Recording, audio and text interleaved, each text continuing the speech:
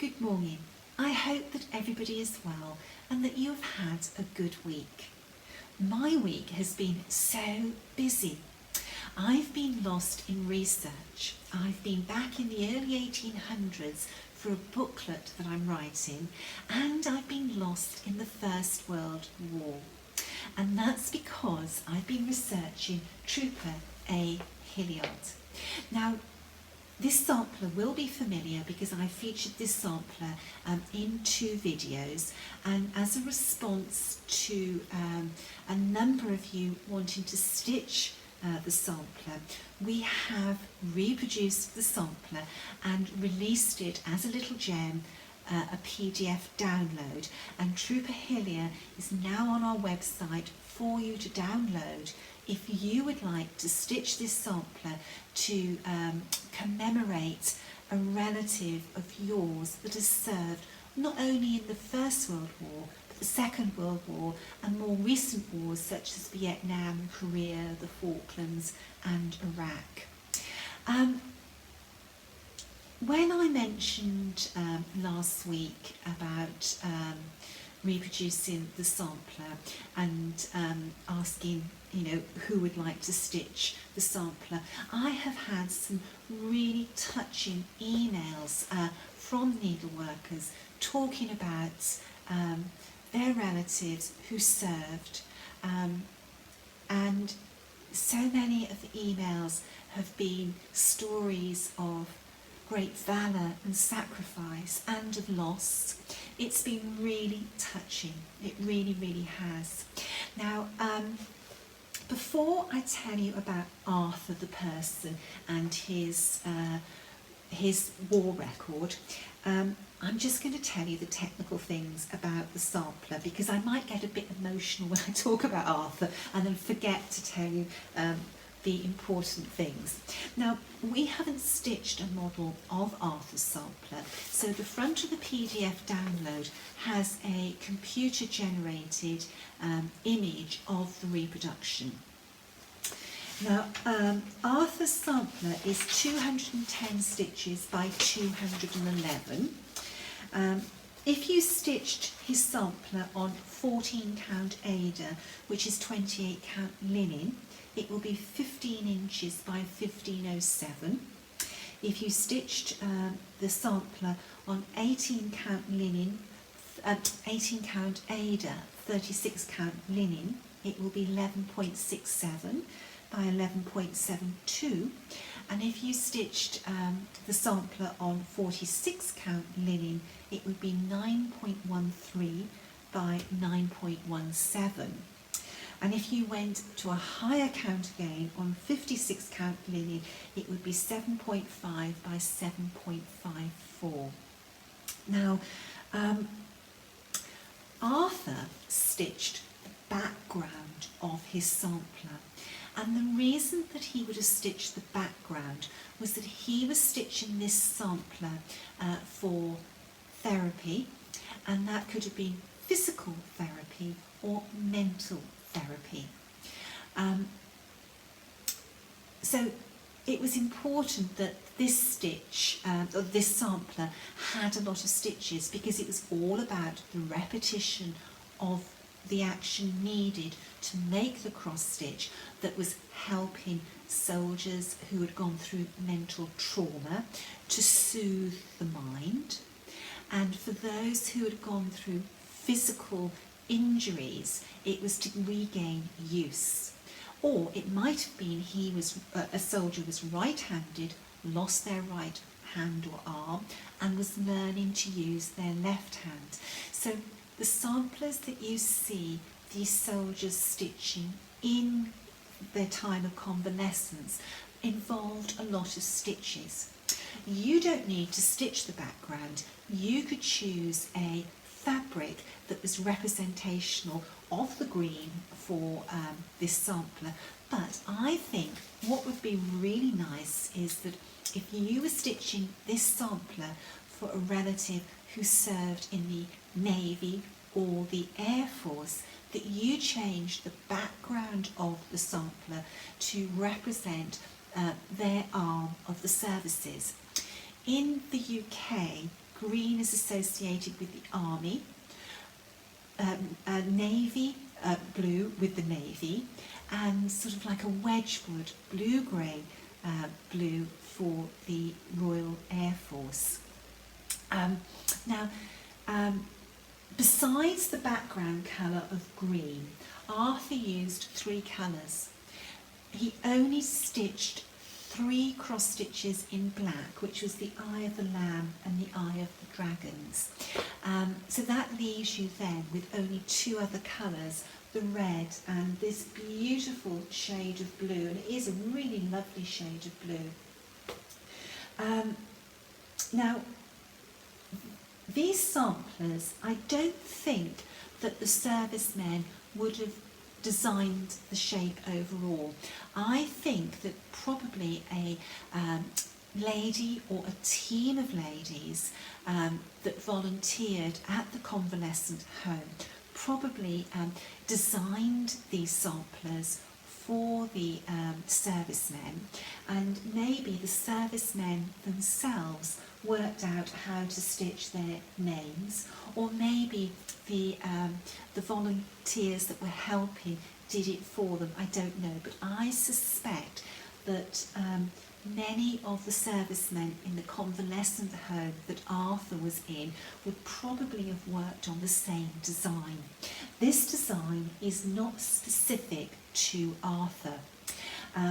He was in the army, but there are anchors which are representational of the navy, and these emblems and the dragons have no connection with his regiment at all. His regiment, which was the Warwickshire Yeomanry, have a very different emblem or badge to the motifs that appear in this sampler. It's a very pretty design actually. With the PDF, what I've done with the graph, I haven't filled in the dark green of the background because it was very hard to see all the squares with a completely dark green background. So the colour chart has the background blank, but if you do want to stitch this exactly, you would just fill in every single square with the background cover. But I think it would be so much better to use a linen which is the same colour as the background of Arthur's sampler, or a blue for the navy and a blue-grey for the RAF. The download also comes with a black and white symbol graph as well. Now, Arthur. Arthur was a very interesting person, or rather I should say that his regiment was very interesting, and though he was a British soldier, his regiment has a very strong connection with the Australian Army. And I understand from Sandra that a very well-known film in Australia are the 40,000 Horsemen, which were the Light Horse Brigade, and Arthur's regiment has a connection with them. Now, let me quickly just tell you about Arthur's regiment, then I'll tell you a little bit more about the Light Horse. Arthur was born in 1889, and he was a farmhand before he joined up. The Warwickshire Yeomanry, they originally were a volunteer cavalry that were really a bit like the territorial army. They took care of political and social disturbances up until the mid-19th century, and then when the First World War broke out, the yeomanry, they were not obliged to serve. They were not regular army, but they did, and the regiment was mobilised in August 1914, and 1915 they sailed for Egypt, and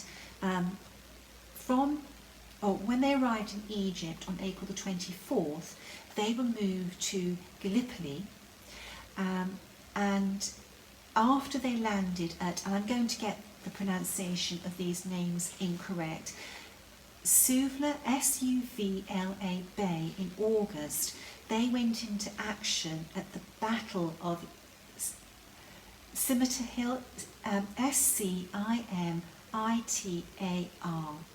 and they suffered very heavy losses there. Then the regiment came under the command of the Australian Mounted Division, and they went on to serve with the Australians in Palestine as cavalry, and they saw action in the First and Second Battle of Gaza. And what was really amazing was that, well, I'm getting goose pimples thinking about this, they took part in the last unsupported cavalry charge at, and I'm going to spell this, H-U-J in Palestine, and I'll come back to that charge.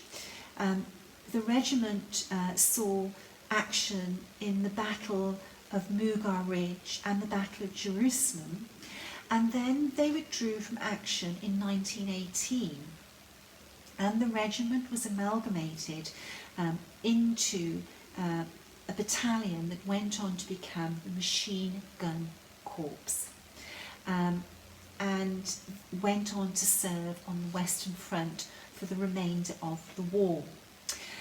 Now, the charge of Huge, H-U-J, I know I'm going to be pronouncing that wrong, in Palestine, it was carried out by the soldiers of the Warwickshire Yeomanry and the Worcestershire Yeomanry, and it was the last classic cavalry charge in the history of the British Army. And it's quite moving when you read about it. On a dusty ridge in the Holy Land, outnumbered 10-1, the riders faced the blazing muzzles of field guns. It was a scene which had hardly changed since the charge of the Light Brigade 63 years earlier. Even the distance of half a league, which was 1.5 miles, was the same. But the difference with this charge was that it was carried out not by the cream of the regular cavalry, but by a couple of yeomanry units from the West Midlands. They were ploughboys and factory hands who learnt their sword and saddle skills on drill nights and weekends around Warwick, Leamington, Stratford, Dudley and Stourbridge as part of the territorial force.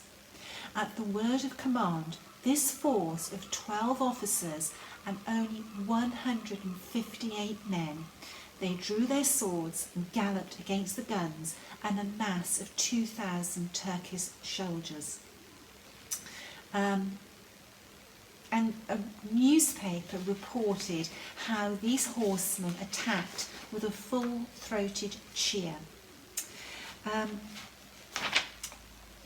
There's a lot to read out, and I'm not going to read it all out, but this charge, if it occurred in a minor war, it would have gone down in history like the charge of the Light Brigade at Balaclava. In the Great War, when gallant deeds were being enacted on all fronts almost daily, it was merely an episode, but as the official historian remarks, for sheer bravery, the episode remains unmatched. It was all over in 20 minutes, and 26 yeomen died in the charge and 40 were wounded. 100 horses perished, some killed by shells which passed straight through them before exploding. Yet the attack succeeded. And even in the bloodlust, mercy was shown. 70 prisoners were taken, together with 11 guns, one of which has pride of place in the Warwickshire Yeomanry Museum. And when the museum reopens, I'm going to contact them to see if they will accept Arthur's sampler as a gift from Hands Across the Sea Samplers. Now, the Warwickshire and the Worcester Yeomanry were attached to the Australian force, who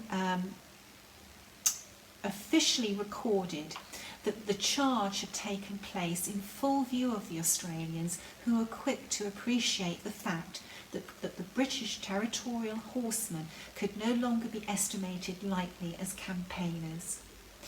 I just think that is just so moving. And, you know, Arthur was a farmhand who showed great courage, and it's an honour for Hands Across the Sea samplers to have reproduced his sampler, and I hope that his sampler will go on to commemorate other servicemen who showed great courage and made great sacrifices for us to enjoy the world as it is today. Anyway, there we are. Samplers move me at the best of times, but this week, as I've been reading about, you know, the First World War, and Arthur's war record and the action that he saw, it has been so moving. Arthur married in 1918. When the regiment came back from Palestine, the soldiers had leave, and he married an Alice Ballard before he went back in the machine gun corps, and he died at 57 years of age at 1946, just after the end of the Second World War. You see, that First World War, it was not the war to end all wars. Anyway, something more happier. I started a new sampler, not this week, the week before, and if you remember, I talked about the colour and trying to find the right shade and what we go through to find the right shade. Here are the colours of the sampler all together. They are very pretty colours, and this was the colour that gave me difficulty just finding that perfect match. Beautiful colours, and let me show you the sampler. I haven't progressed as much as I wanted to because I really have been lost in research. If ever I go quiet on Facebook, it's because I'm focusing on research. Here's the little sampler. Her name is Jane Hardy, and look how she stitched the 4 in 1840. This is just part of the sampler. There's another little scene that appears just below the house as well. And she is a fun sampler, very endearing and very pretty. I can't resist a red house. We should have a section on the Hands Across the Sea samplers just for red houses. As you know, I'm using the Overa Soie 103, and the linen I'm using is Sicilian marzipan. This is a perfect match to the original sampler, and in the next video, or when I come to release her, I'll show you the original sampler at that time. So that's what I've been doing. I've had an email this week, and I've talked about this before, about what needles to use when you're stitching with Overa Soie 103 and Saphine. And these are the needles. They are John James short beading tapestry point. Most people would say number 10 for the 103 and number 12 for the Saphine, but I actually like the number 10s. No, not the number 10s, the number 12s, sorry. I like the number 12s. They are so petite in the hand, and they're just so delicate to stitch with. Now, strictly speaking, the number 12s, the eye is probably a little bit small for 103, but after you've threaded them, the thread does sit very comfortably in the eye of the needle. And I love the way these feel in my hands. Now, when I first started stitching with these needles, they felt too small. But after a couple of sessions, they felt really, really nice in the hand. And now when I pick up a number 28, it feels huge. It's funny, the journey that we progress on, or we travel on with needlework. You know, when I started, I probably used like a number 24, then went to 26, then 28, and now I'm on these. So there they are. You can stop the video and write the name down. These are available in many stores. So if you use 103 or the Sophie, these are the needles, or the right size needles. And number 28, your thread will continually slip out of. That's all for today. Arthur, as I said, is available on our website for download. And if you do stitch Arthur to commemorate one of your relatives, please share the sampler with us. We love seeing them. Arthur's also available from selected needlework stores as well. So that only leaves me to say, until the next time, stay safe, stay well, and bye-bye.